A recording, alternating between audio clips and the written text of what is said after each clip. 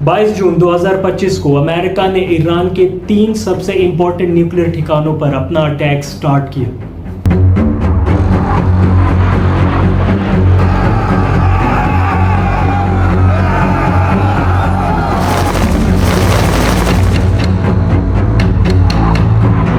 Viewers, ये time था सुबह 4:12 का, जब ईरान के शहर फोर्दो के नीचे एक छुपी हुई फैक्ट्री जहां पे यूरेनियम तैयार हो रहा था, अमेरिका के ड्रोन्स ने इस जगह को अपना टारगेट बनाया। व्यूअर्स, यूरेनियम एक ऐसा मटेरियल है जो कि एटॉमिक बॉम्ब बनाने में बहुत ज़्यादा इस्तेमाल होता है, और ये वही यूरेनियम है जो कि ईरान अपना फ्यूचर में एटॉमिक बॉम्ब बनाने के लिए इस्तेमाल कर सकता था। इसके बाद अमेरिका ने अपना दूसरा निशाना बनाया नतंज न्यूक्लियर फैसिलिटी को। ये ईरान की सबसे बड़ी एटॉमिक बॉम्ब की जगह है जहां पर साइंटिस्ट दिन रात मेहनत करते हैं और रिसर्च करते हैं कि आखिर हम अपने न्यूक्लियर बॉम्ब को किस तरह से बना सकते हैं। इसके बाद यूनाइटेड स्टेट्स का तीसरा निशाना था इस्फहान। ये वो जगह है जहां पर मिसाइल्स और एटॉमिक्स बॉम्ब्स की टेस्टिंग होती है। अमेरिका ने सिर्फ 5 मिनट्स के अंदर इन तीनों जगह पर अपना अटैक लॉन्च किया, और इसकी थोड़ी ही देर बाद पेंटागन की तरफ से बयान आता है कि हमने एक बहुत खतरनाक मिशन को रोक दिया है। व्यूअर्स, जैसे ही ये अटैक हुआ, ईरान के कैपिटल में हर तरफ सायरन्स बजना शुरू हो गए।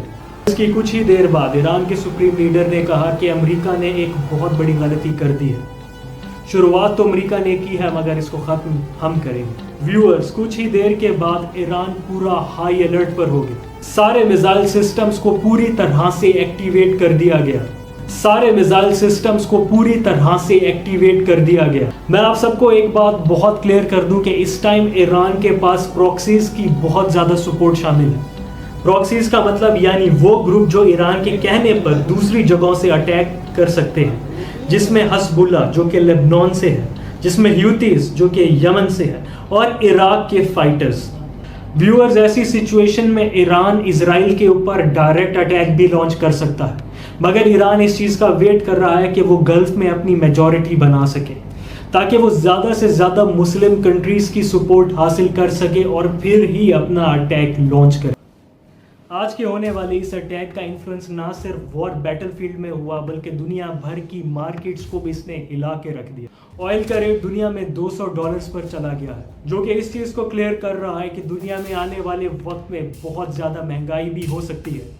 दुनिया भर के स्टॉक मार्केट्स गिर गए हैं। सोशल मीडिया पर यह ट्रेंड चल रहा है, #world war, #Iran under attack, #middle east. लोग कंफ्यूजन में थे कि ये सिर्फ एयर स्ट्राइक है या अब पूरी दुनिया की जंग बन गई है।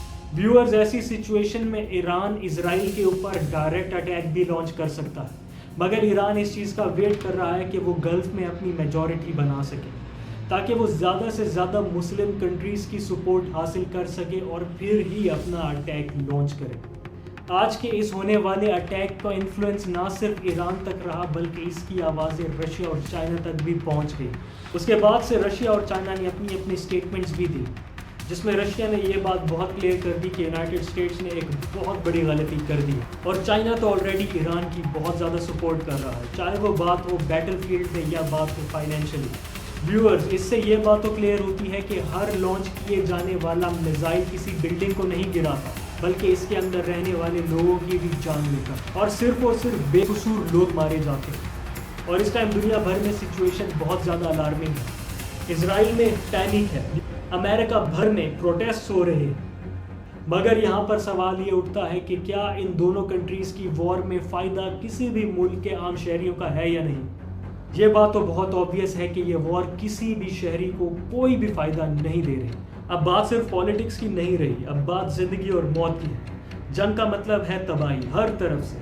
अगर ये लड़ाई बढ़ गई तो दुनिया में हर मुल्क अपना हथियार निकालेगा। कुछ कंट्रीज़ एक तरफ से यूनाइटेड स्टेट्स और इजराइल के फेवर में आ जाएंगे, जिनमें मेजॉरिटी ऑफ यूरोपियन कंट्रीज़ हैं, जबकि दूसरे कंट्रीज़ ईरान के फेवर में आ जाएंगे, जिनमें रशिया, चाइना और गल्फ की काफ़ी सारी कंट्रीज़ हैं। तो अगर ऐसे में ये कंट्रीज़ एक दूसरे के खिलाफ आ जाते हैं तो इसमें बहुत ज़्यादा नुकसान होगा। हर मुल्क से कई हज़ारों करोड़ों लोग बेवजह मारे जाएंगे। व्यूअर्स, आप सबको क्या लगता है कि क्या ये सिचुएशन किसी भी सूरत में थम जाएगी, या आपको लगता है कि ये वर्ल्ड वॉर 3 की तैयारी है? व्यूअर्स, आप अपनी ओपिनियन को कमेंट सेक्शन में देना बिल्कुल ना भूलें। अगर वीडियो पसंद आई है तो चैनल को सब्सक्राइब करना बिल्कुल ना भूलें।